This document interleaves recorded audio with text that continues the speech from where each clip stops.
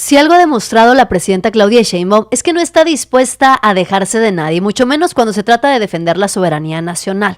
Se vio enfrentada la presidenta Claudia Sheinbaum ante un pleito presidencial, y es que el presidente de El Salvador, Nayib Bukele, pues quería darle lecciones a Claudia Sheinbaum de cómo gobernar en México. Pequeñísimo detalle: México es 100 veces más grande en territorio que el que gobierna Bukele, no solamente en territorio sino también en población. Hoy la presidenta Claudia Sheinbaum, de una manera muy sutil, de una forma muy elegante, como bien lo sabe hacer, puso en su lugar a Nayib Bukele en medio de los escándalos que hoy circulan a nivel nacional, en medio de los problemas que tiene México y que se están enfrentando por parte del actual gobierno. Pues la presidenta Claudia Sheinbaum ocupó unos minutitos de su tiempo para poner en su lugar a Nayib Bukele, que se ponga a trabajar en su país, y ella seguirá trabajando por el bienestar de México, que además ha dado muy buenos resultados en materia de seguridad, resultados que, si a Bukele le interesa, han sido aprobados altamente por funcionarios estadounidenses, de esos que tanto admira el hoy presidente salvadoreño. Mientras tanto, Gerardo Fernández Noroña ha enviado un reto. Si le prueban que viajó en primera clase, Gerardo Fernández Noroña estaría dispuesto a renunciar. Es más, a retirarse. Dice Gerardo Fernández Noroña que podría retirarse, si es necesario, de la vida política del país si le comprueban que viajó en primera clase. Esto fue lo que dijo el hoy presidente del Senado. Reto a todos los periodistas a que dicen que viajé en primera, a que si demuestran que viajé en primera, yo me retiro de la política. Por ejemplo, dicen que viajé en primera, mienten. O sea, que demuestren que viajé en primera, y si no, que se disculpen, Martínez. Es más, reto a todos los periodistas a que dicen que viajé en primera, a que si demuestran que viajé en primera, yo me retiro de la política. Pero si no viajé en primera, ellos se retiran de la política. Digo, de la actividad disque periodística, porque periodistas no son nada. Están mintiendo majaderamente. Sí, el tomandantito Borolitas no tiene, es igualito a su padre. Pero hoy están, si se dan cuenta, van varios días que los fachos se duermen y empiezan a soñar conmigo, se despiertan rabiosos contra mí, siguen en su lógica perversa, pero para lo que les sirve. Para lo que le sirve, en efecto. Aún así, Gerardo Fernández Noroña dijo que si le comprobaban que había viajado en primera clase, pues él se retiraba de la vida política del país. Estas son las imágenes que han rondado de Gerardo Fernández Noroña viajando en clase business, que no es lo mismo que primera clase. Sí, muy inteligente de su parte Gerardo Fernández Noroña, el presidente del Senado, diciendo que pues bueno, que él no viajó en primera clase y que si le comprueban que utilizó eso, pues entonces se retira. No viajó en primera clase. Gerardo Fernández Noroña aparentemente habría viajado en clase business, que es algo diferente. Gerardo Fernández Noroña, ¿qué hacía viajando en este tipo de condiciones hacia París, hacia Europa? Bueno, fue a dar una conferencia internacional en representación del pueblo mexicano y en representación del Senado de la República. ¿Cuál es el problema y lo que tanto ofende hoy a la oposición? ¿Qué es lo que ofende tanto a la derecha mexicana de que Noroña viaje en primera clase? Primero, una vez más vuelven a sacar el discurso de la austeridad. ¿Por qué? Porque a más de 6 años de haber salido a la luz este principio de la austeridad republicana, pareciera ser que la oposición sigue sin entender, aunque se le ha explicado con manzanitas, que la austeridad republicana aplica para cualquier funcionario público que administra recursos de las y los mexicanos. Cualquier funcionario o dependencia que utilice recursos de las y los mexicanos tiene que utilizarlos basándose en la austeridad republicana. De ahí en fuera, los recursos personales, su salario, los gastos personales que haga cada funcionario con su dinero, esos ya son independientes y se lo pueden gastar como quieran. Gerardo Fernández Noroña nos ha dejado claro que él no está interesado en mantener ese principio de austeridad republicana en su vida personal. Y no tiene nada de malo, cada quien decide. Claudia Sheinbaum hoy le contestó y le mandó un mensaje a Gerardo Fernández Noroña, recordándole al pueblo de México que pues ella no viaja en primera clase, que a ella incluso se lo han ofrecido por ser presidenta de México, pero se ha negado. Aún así dice, pues cada quien puede tomar sus propias decisiones y hacer lo que quiera. Malo sería si hubiera usado recursos que son del Senado o recursos del presupuesto de las y los mexicanos para hacer ese viaje, Gerardo Fernández Noroña. Yo respeto mucho a Gerardo Fernández Noroña. Y pues cada quien que decidan. Malo sería si él hubiera usado un recurso que no es parte de su ingreso, a lo mejor. Pero bueno, que cada quien. Yo, por ejemplo, no viajo en primera clase. Y miren que hemos viajado, y aquí está Paulina de testigo, que muchas veces llegan y dicen, oiga, más presidenta, ¿no? Imagínense, pues por favor, pase a primera clase. No. Ahora yo mido 1.62, Gerardo, ¿cuánto mide?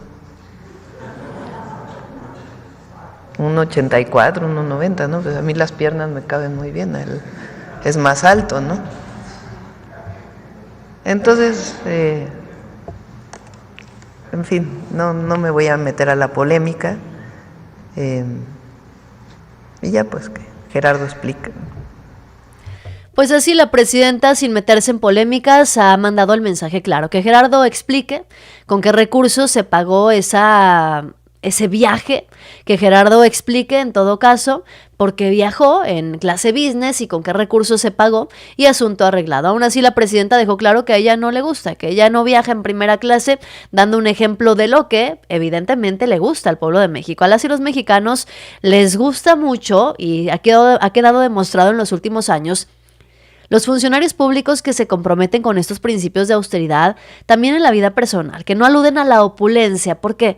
Porque los mexicanos estamos hartos y cansados de los tiempos del avión presidencial de Enrique Peña Nieto, de las vacaciones en los helicópteros de la Marina de Felipe Calderón con toda su familia. Las y los mexicanos estamos cansados de la opulencia de los funcionarios públicos, que nada más porque son funcionarios públicos se sienten con el derecho de viajar en camionetonas, se sentían con el derecho de que nosotros teníamos que pagarles teléfonos celulares, seguros de gastos médicos mayores. Bueno, se daban vida de ricos con el presupuesto de las y los mexicanos. ¿Por qué? Porque querían convencernos de que por el simple hecho de ser funcionarios públicos, ellos merecen absolutamente todo, y perdón, pero no es así. Ellos merecen única y exclusivamente estar al servicio del pueblo, estar al servicio de las y los mexicanos, y si no están dispuestos a hacerlos, pues se están equivocando de trabajo, de profesión. No deberían estar dedicándose a la política. Gerardo Fernández Noroña, en medio de esta polémica, al final del día tendrá que dar explicaciones, decir de dónde salió ese recurso. Nos queda claro que no se va a retirar de la vida política del país, pero también valdría la pena cuestionarnos si la gente, que es mucha la que respalda a Gerardo Fernández Noroña, también está de acuerdo en que en su vida personal Noroña haya decidido apostarle a la opulencia. Eso ya lo veremos, que no es novedad y no es algo que haga solamente Noroña, lo hacen muchos políticos morenistas y no. En la vida personal, pues algunos son grandes empresarios, tienen negocios, otros tantos siempre han sido ricos, y bueno, cada quien puede hacer uso de su dinero personal como se le venga en gana, pero no, ojo ahí, del presupuesto público. Muchísimas gracias, JJ, que nos mandó por acá $5. Muchísimas gracias, amigo. Los estoy leyendo noticiosos. Déjenme sus comentarios. ¿Qué opinan ustedes de lo que hace Gerardo Fernández Noroña de pronto pues darse sus gustitos y viajar en primera clase si es necesario, o pues darse ahí uno que otro lujo? Mientras tanto, pasemos a la pelea presidencial. Hubo un mensaje a través de redes sociales que aparentemente hizo enojar al presidente de El Salvador. Y es que Freddy Oliveri, a través de sus redes sociales en Twitter, y ahorita les voy a poner el tweet completito para que puedan apreciar lo que dijo y que hizo enojar a Nayib Bukele, presidente de El Salvador. Pues él expresaba que quien en su sano juicio, en realidad utilizó otras palabras, pero dice Freddy, ¿quién sería tan idiota como para comparar las medidas de seguridad de México con las de El Salvador. México es casi 100 veces más grande en territorio que el que gobierna Bukele. México tiene 130 millones de habitantes. El Salvador solo tiene 6. Incluso nos puso aquí una imagen ilustrativa. Lo que se ve en verde, ese puntito verde, es el territorio de El Salvador. Evidentemente, pues ya sabemos, lo de naranja es México. Porque hay quienes comparan la estrategia de seguridad de Nayib Bukele diciendo que en México se debería de implementar exactamente lo mismo. ¿Qué hizo Nayib Bukele como presidente de El Salvador? Llegó y ellos tienen un problema muy grande, o tenían un problema muy grande con la Mara Salvatrucha, que son pandillas en El Salvador que generan mucha violencia a través de pues diferentes métodos en la localidad. Bueno, Nayib Bukele, sin miramientos, empezó a agarrar a todos los que parecían delincuentes, los encerró en una cárcel en donde están con las luces prendidas 24 horas del día, son todos rapados, vestidos igualitos, tienen condiciones pues muy limitadas en donde apenas si tienen un poco de alimento, no pueden dormir a oscuras tampoco. Son medidas muy estrictas, una prisión que ha sido elogiada principalmente por los políticos de derecha. Bueno, pues este mensaje de Freddy Olivieri aparentemente hizo enojar a Nayib Bukele, porque el presidente de El Salvador se dio el tiempo de contestar y dijo: he visto muchas publicaciones como esta y la verdad no entiendo la obsesión con El Salvador. Pero en todo caso, fíjense, 28 de los 32 estados tienen una población igual o menor a la de El Salvador. 28 estados en México tienen una población igual o menor a la de El Salvador. Y pregunta, ¿por qué entonces no pueden resolver el tema de la seguridad en un solo estado con menos habitantes que El Salvador, teniendo los recursos de un país con 130 millones de habitantes? Dice Nayib Bukele, resuelvan el tema de seguridad en un estado primero, luego en el siguiente y así sucesivamente hasta abarcar esos 28 estados. Porque aparentemente al presidente de El Salvador, pero aparentemente nadie le avisó que en México no hay fronteras entre los estados. No sé por qué, me parece extraño que a Nayib Bukele nadie le haya informado o que él no esté enterado que aquí en México pues tú puedes viajar de un estado a otro. Miren, les voy a poner un ejemplo. Yo estoy aquí en la capital de Coahuila, se llama Saltillo, es la capital del estado de Coahuila. Yo nomás necesito agarrar el coche y en 40 minutos estoy en Nuevo León. Y si agarro el coche para el otro lado, en 1 hora estoy en Zacatecas. Entonces, la lógica de Nayib Bukele para resolver el problema de la inseguridad en México, evidentemente, está muy alejada de la realidad. Y por eso Nayib Bukele es presidente de El Salvador y no de México, nos queda clarísimo. No tiene por qué conocer los pormenores de nuestro país, pero si no los conoce, cuando menos debería limitarse a no opinar para no quedar en ridículo como lo acaba de hacer. Fíjense lo que son las cosas. La presidenta Claudia Sheinbaum le contestó a Nayib Bukele. La presidenta de México, pues fue muy tajante. Le puso un alto al presidente de El Salvador, dejando claro pues que no son las cosas como él piensa. Y por encima de eso, Claudia Sheinbaum pues le dio aparentemente lo que pues parece ser una clase de diplomacia al presidente salvadoreño. ¿Qué contestó Claudia Sheinbaum? Miren, aquí se los voy a poner. Y ya para terminar, presidenta, perdón. ¿Qué opina respecto a que el presidente de El Salvador criticó la situación de inseguridad en México y dijo que aunque su país es mucho más grande, pues se puede contener la violencia en nuestro país estado por estado? Digo, en redes generó una alta discusión. Quisiera saber si tiene alguna respuesta al respecto. No voy a entrar en debate con Bukele, la verdad. Podríamos aquí hacer todo un debate de la forma en que ellos están afrontando eso. Él fue electo por su pueblo, pero al mismo tiempo pedimos respeto para México. Gracias, presidente. Respeto, siempre respeto. Es la característica de la diplomacia. Entonces, respeto a lo que hacemos en nuestro país. Pues así la presidenta Claudia Sheinbaum de una manera muy diplomática puso en su lugar al presidente de El Salvador. Respeto a lo que hacemos nosotros en nuestro país. ¿Por qué? Porque Claudia Sheinbaum ha sido una defensora de la no intervención extranjera. En todos los sentidos, México no interviene en las decisiones de otros países y lo mínimo que espera como respuesta es que otros países no interfieran con México tampoco. Al final del día, pues le terminó lloviendo a Nayib Bukele, poniendo como comparativo lo que él hizo en su país, en El Salvador, con 6 millones de habitantes, en comparación a México, que tiene más de 100 millones de habitantes, además de la extensión territorial. Pero si tuviéramos que plantearnos quién parece ser mejor presidente a estas alturas, bueno, pues yo te lo pregunto a ti. ¿Quién parece ser mejor presidente a estas alturas? ¿Claudia Sheinbaum o Nayib Bukele? Nayib Bukele llegó como la gran promesa de El Salvador e incluso de América Latina. Llegó siendo bastante contundente y diciendo que iba a acabar con las pandillas en El Salvador, y bueno, lo hizo. Los resultados en materia de seguridad de Nayib Bukele son innegables. Tan innegables que mucha gente pedía que se hiciera lo mismo aquí en México desde tiempos de Andrés Manuel López Obrador. Pero luego Nayib Bukele terminó convirtiéndose casi en una especie de dictador, porque resulta que muy democráticamente Nayib Bukele terminó arreglando, muy al estilo de Alejandro Moreno, terminó arreglando las condiciones en su país para poder reelegirse porque no le alcanzó en tiempo. Vamos viendo si Nayib Bukele se va a reelegir una vez más o finalmente va a dejar el poder con dignidad y con los buenos resultados que ha dado en materia de seguridad en su país, pero eso sí, tomando en cuenta las condiciones geográficas, geopolíticas, la población de su país, que es muy diferente a lo que se vive en México, y de eso, y por esa razón justamente Nayib Bukele, pues debería demostrar un poquito más de respeto.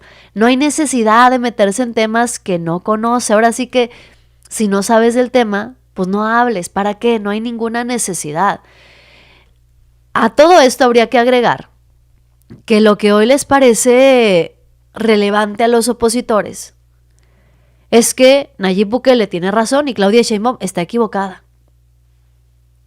Pero ¿de verdad Claudia Sheinbaum está equivocada con su estrategia de seguridad? ¿De verdad la presidenta Claudia Sheinbaum está cometiendo errores en materia de seguridad? Porque lo que sabemos y de lo que tenemos información hasta el momento es que la presidenta Claudia Sheinbaum con su estrategia ha dado resultados impactantes, resultados en materia de seguridad que han sido reconocidos incluso en Estados Unidos, no solamente por Donald Trump.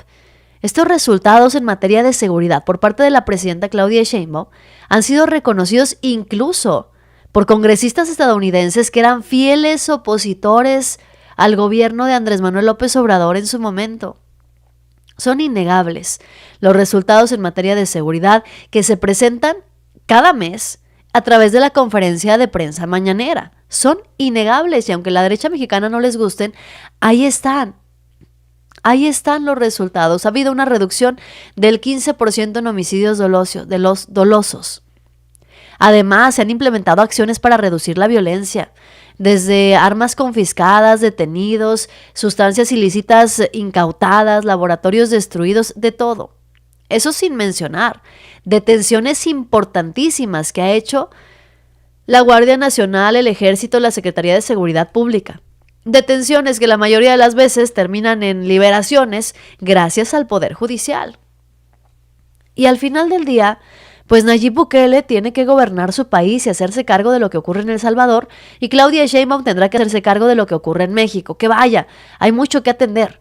Es ridículo, es absurdo querer comparar la forma de gobernar en El Salvador y en México, porque las condiciones son totalmente distintas. Es más, ya lo dijo el propio Nayib Bukele, México tiene 28 estados con una población igual o mayor o menor a la de El Salvador. O sea, México tiene cuando menos 28 salvadores, por así decirlo, ¿no? Al interior de México podrían caber 8 veces la extensión del Salvador, 28 veces la extensión del Salvador en México. Pero en El Salvador, pues hay un solo gobierno, chiquito, una extensión territorial mucho menor, hay fronteras alrededor, hay manera de contención. Aquí tenemos 32 estados. 32 estados y no hay fronteras entre uno y otro. Les acabo yo de poner un ejemplo. Yo de aquí de Coahuila en 45 minutos estoy en Nuevo León y en 1 hora estoy en Zacatecas.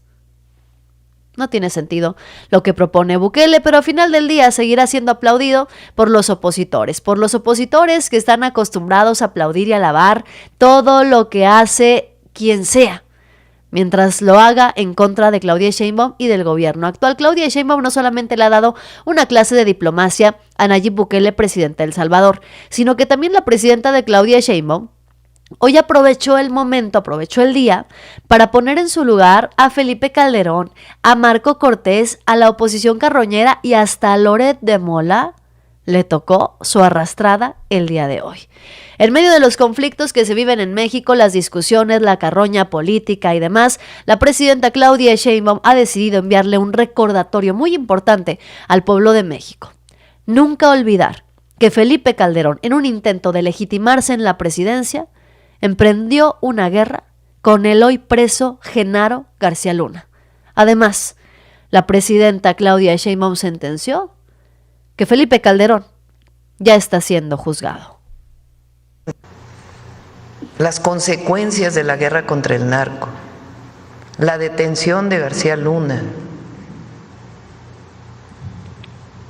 una persona que llega a la presidencia, Calderón, con un fraude electoral, que para legitimarse declara la guerra contra el narco, que pone al frente de esa guerra a un personaje, García Luna, que lo premian en Estados Unidos, que tiene toda esta cadena de vínculos en su momento con periodistas, con organizaciones de la sociedad civil. Se incrementan los homicidios a más del doble. Las desapariciones. Las desapariciones. Y luego resulta que el personaje que se encargó de esa guerra estaba vinculado con los cárteles. Para colmo, ¿no? Y está detenido en Estados Unidos. Bueno, todo esto que hoy es público, que no hay que dejar de mencionarlo. Ojo ahí, Porque ojo. hay jóvenes que tienen hoy 15 años que no vivieron aquel momento, o 18 y que lo vivieron de pequeños, que tienen que saber que eso fue lo que ocurrió en México. Vinculado además, por ejemplo, con el hecho de que los mayores ingresos petroleros en el país y excedentes petroleros fueron en aquella época, y que no hay una sola obra pública que distinga a aquel gobierno. Desde mi perspectiva, el pueblo de México ya lo juzgó.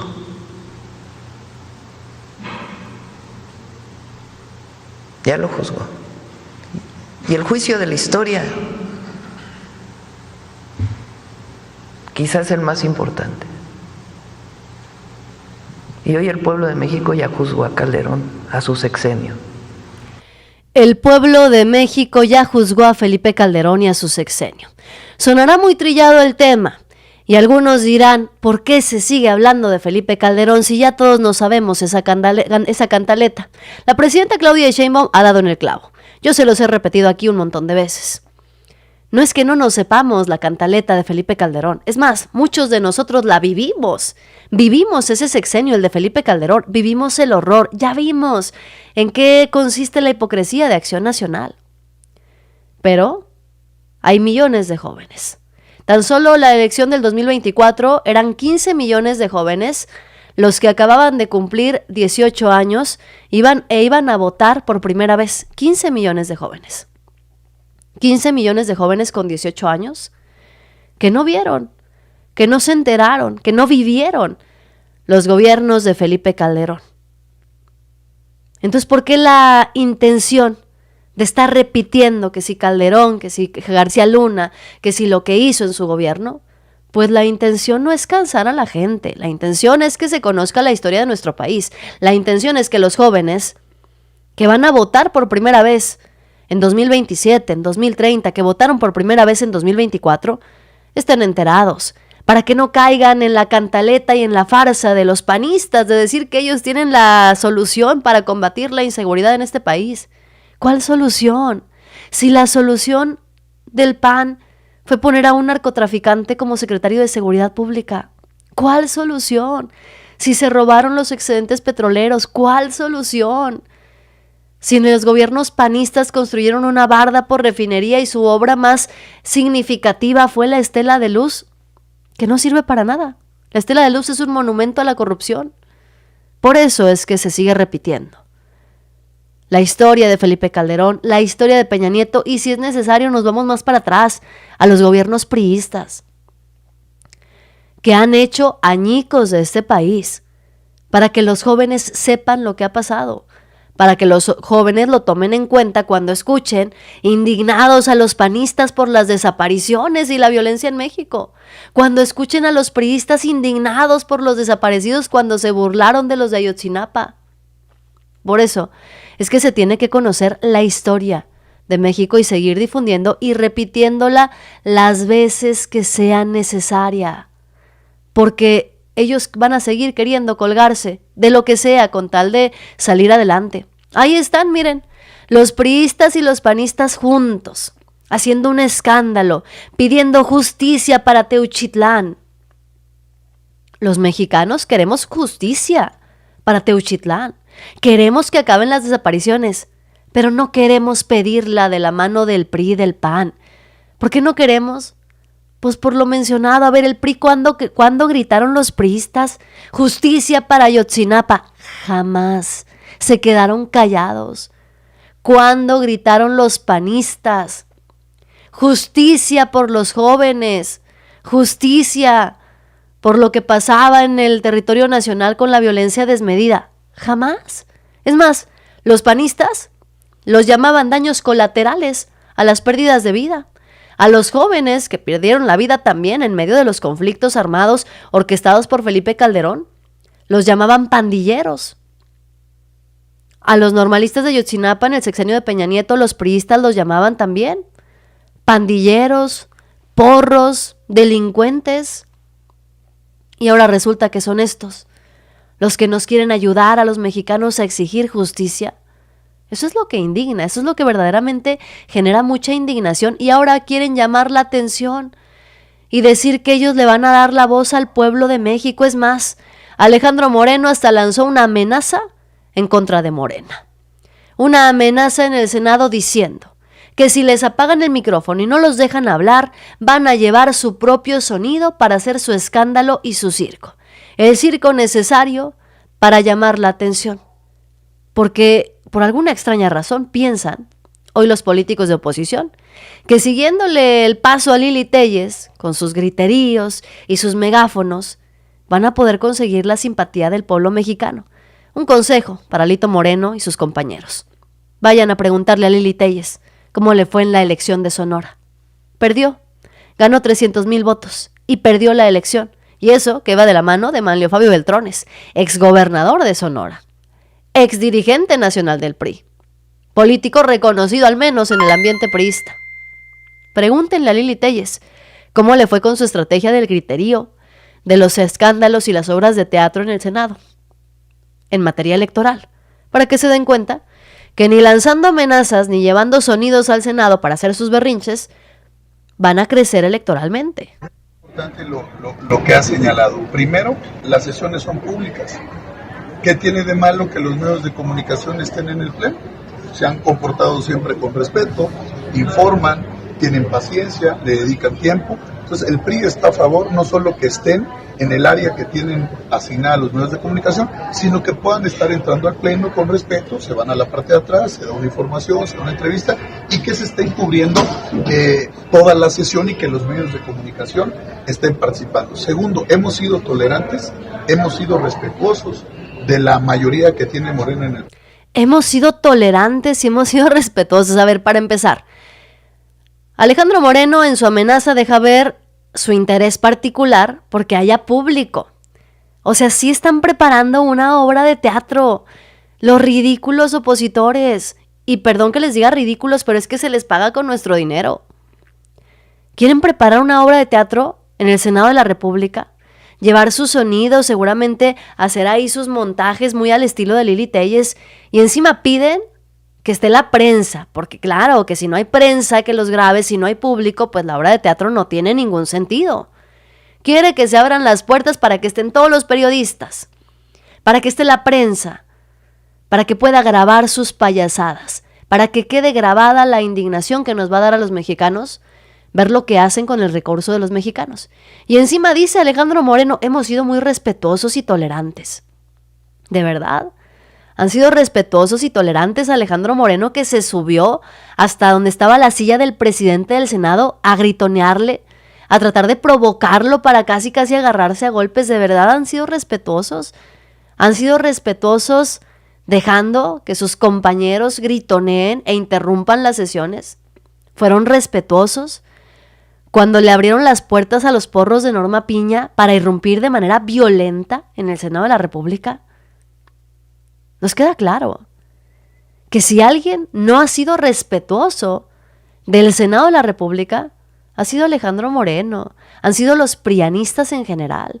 Y ahora resulta que piden respeto, tolerancia, piden que esté la prensa presente para grabar el circo y la obra de teatro que van a empezar a armar a partir de este momento. ¿Por qué? Porque son tan insignificantes políticamente hablando que no les ha quedado de otra para llamar la atención. No pueden votar en contra y cancelar el avance de la transformación. No pueden oponerse a las reformas que propone Claudia Sheinbaum, pues porque no son relevantes, porque no consiguieron los votos necesarios. Entonces, ¿qué van a hacer? Reventar todas las sesiones para que nunca se vote nada. Eso es lo que planea hacer la oposición de verdad. El sexenio pasado mandaron a la moratoria constitucional. ¿Qué era la moratoria constitucional? Pues no hacer nada, ni votar a favor, ni votar en contra, ni discutir, ni nada. ¿Por qué? Porque Morena y aliados no tenían la mayoría calificada. Y ahora, como no pueden hacer moratoria constitucional porque da lo mismo si están o no, pues van a reventar todas las sesiones para que jamás se vuelva a legislar hasta que los prianistas vuelvan a ganar la mayoría calificada. ¿O qué va a pasar? Pero a partir de la próxima sesión, por lo menos el grupo parlamentario del PRI ya no va a permitir que se quite el micrófono, que se apague el sonido. Vamos a informar y lo vamos a decir con megáfonos, con equipos de sonido que vamos a entrar y no nos van a callar, y así se revienten todas las sesiones, porque ellos las levanten, pues no van a sesionar, y eso va a demostrar que son un gobierno autoritario que no escucha, porque lo que hicieron no solo es una falta de respeto de estar quitando el audio y de querer aplicar su mayoría teniendo la presidencia de la mesa directiva, no, porque no queremos escalar para que se nos escuche. Quieren que haya una escalada y que nosotros tengamos una posición de mayor fuerza, la vamos a tener y nos vamos a hacer escuchar, y lo va a hacer el grupo parlamentario del PRI, y va a demostrar que este es un gobierno autoritario que no escucha y que no quiere aceptar nada, ni propuestas, ni debate por parte de la oposición. Esto no se puede permitir. Es que no tiene vergüenza Alejandro Moreno. Van a demostrar, dice, que es una oposición, que es un partido autoritario que no escucha. Lo dice el representante del PRI, que hizo el pacto por México aliándose con el PAN y con el PRD para aprobar reformas que estaban en contra de lo que realmente pedía el pueblo de México. Cuando se burlaron de los perredistas en aquel entonces, o de los del PT, o de los pocos opositores que había en aquel entonces, que estaban en contra de lo dañinas que eran las reformas de Peña Nieto. Ahora resulta que están ofendidos, porque son minoría, y porque son irrelevantes. Y encima Alejandro Moreno revela cuál es el verdadero plan que está preparando la oposición. Su verdadero plan es reventar todas las sesiones para que Morena no pueda legislar. Y encima, cuando ellos hagan los berrinches, los prianistas le van a echar la culpa a Morena. Eso es lo que busca hacer la oposición. Y será tarea de Morena en el Senado de la República actuar de manera inteligente para ponerle un alto a estos porros que evidentemente no quieren que avance el país, no quieren que avance la transformación, y solamente les parece interesante cuando ellos tienen algo que decir. Pero cuando los morenistas tienen algo que decir, interrumpen, gritonean, se atraviesan, revientan las sesiones. ¿Cuántas veces no se han salido los opositores de sesión?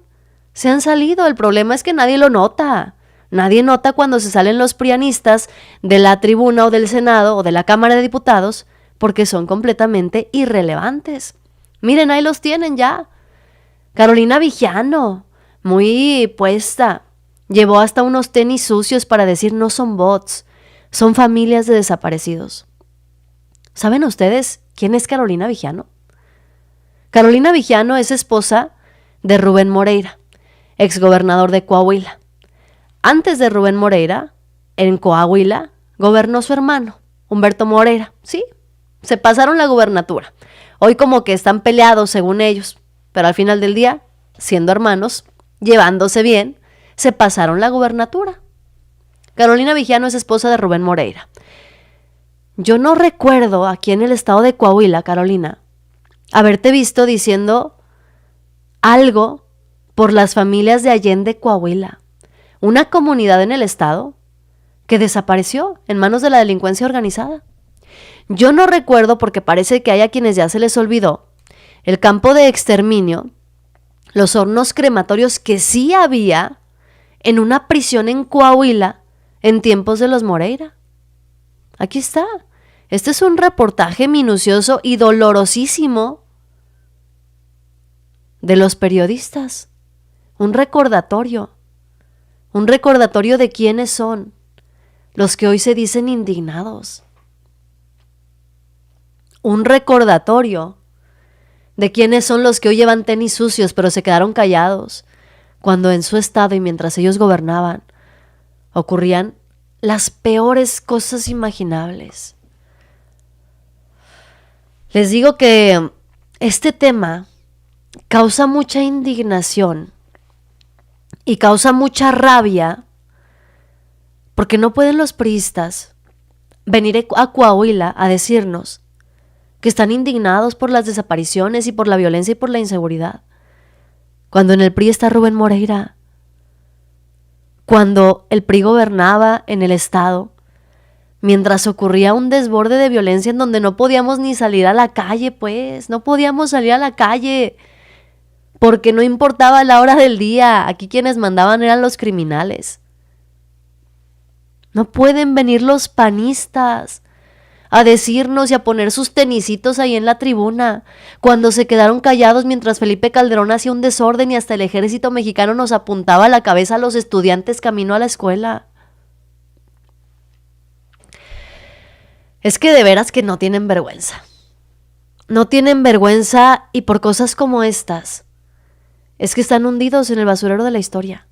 Hoy la presidenta Claudia Sheinbaum ha dejado claro que lo único que se pide es que se dé a conocer la verdad de lo ocurrido en el Rancho Izaguirre, que hoy le sirve de carroña política a la derecha, mientras la presidenta exige que se conozca la verdad, sea cual sea, y que se castiga a los responsables sin importar de qué nivel de gobierno son. Bien, cómo se construyen pues estas historias y quién las construye. Porque hay un periodista por ahí especializado en montajes. Loren.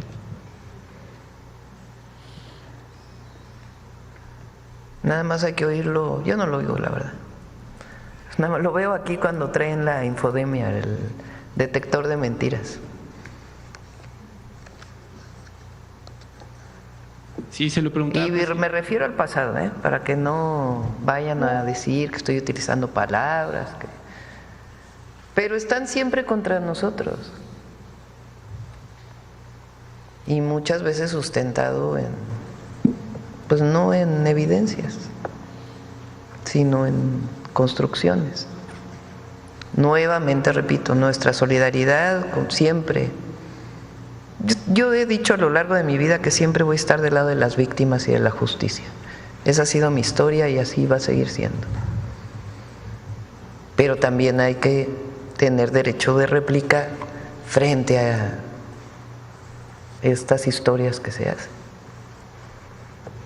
Sí, se lo preguntaba, presidenta, porque el día de ayer algunos senadores justo de la oposición planteaban como la propuesta, ¿no?, de que se cree un grupo interdisciplinario a nivel internacional para investigar a profundidad esto, pero como se dice, pues son de gobiernos anteriores, particularmente el PAN y el PRI.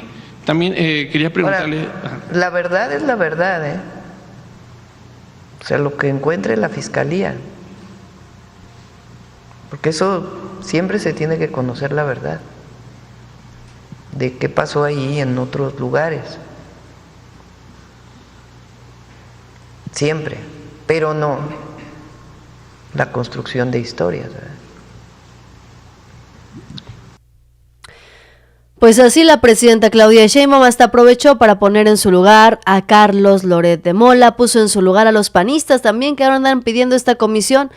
Le fue como en feria a Marco Cortés, a Jorge Romero, líder y jefe del cártel inmobiliario, se lo dijo la presidenta Claudia Sheinbaum otra vez, para que mañana salga Jorge Romero muy contento a decir gracias, presidenta, por mencionarme en la mañanera. Hay mucha hipocresía en Marco Cortés o en el presidente del PAN, el jefe del cártel inmobiliario. La verdad. Entonces, nosotros no construimos verdades. Nosotros siempre decimos la verdad.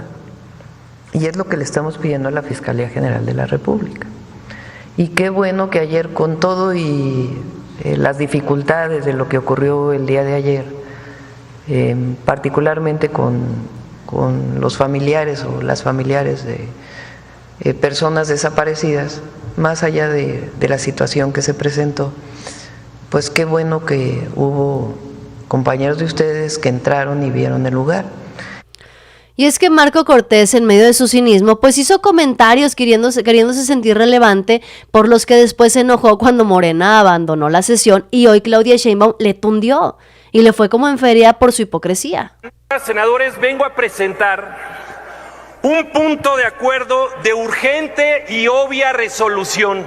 Y antes de que se salgan los compañeros, porque veo que Adán Augusto les está pidiendo que se salgan, voy a pedir, coordinador Adán Augusto, que esta votación sea de urgente y obvia resolución, porque las familias de México, particularmente los desaparecidos, no pueden esperar más. Vean ustedes esta actitud, y quisiera que las cámaras del Congreso volteen a ver el pleno. Cómo el coordinador Adán Augusto le acaba de pedir a los senadores de Morena, Partido Verde y PT que se salgan del pleno. Dejaron hablando solo a Marco Cortés. Eso lo ofendió y le indignó. Más indignantes que sean los panistas quienes ahora quieran venir a poner propuestas y crear comisiones y hacer y deshacer que por los desaparecidos y para encontrar y la solidaridad con las madres buscadoras, cuando en su momento jamás se solidarizaron con nadie. Ni con las víctimas de los desaparecidos, ni con nadie, ni con los de las escuelas a los que les robaron, ni con los de la salud que también les negaron los medicamentos, con nadie. Y ahora se quieren hacerlos muy indignados estos personajes, pero bueno, esa es la oposición que tenemos hoy en día, una oposición que seguramente va a celebrar el pleito presidencial entre Claudia Sheinbaum y Nayib Bukele, dándole la razón a Nayib Bukele, porque claro, mientras esté en contra de Claudia Sheinbaum, adelante.